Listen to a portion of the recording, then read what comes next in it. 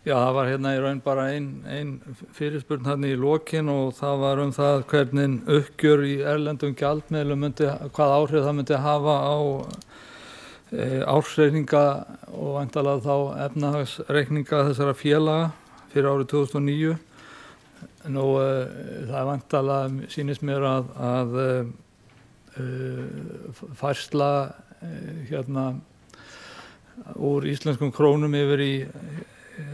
erlenda gjaldmiðla, hvort sem það eru evrur eða dollar eða hvað sem það að það mun að einhverju leyti leiðrétta bókhald eigið félagana. Það verður hins vegar auðvitað þegar það skoðað auðvitað að skoða verðmæti þessara eigna með tillit til virðisrýrnunar svo sem bókhald verðmæti aflaheimilda og vegna þess að sjóðsflæði félagana verður alltaf að standa undir bókfærðu virði eignanna og það breytist ekkert og þetta þýðir í raun bara það að það þarf að skoða bókfært verðmæti þessara eigna með tilliti til þessa og þá getur hugsanlega þurft að færa virðisrýrnun í bækurnar.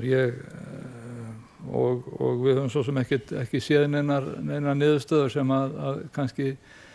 gera mér fært að svara þessu öðruvísi.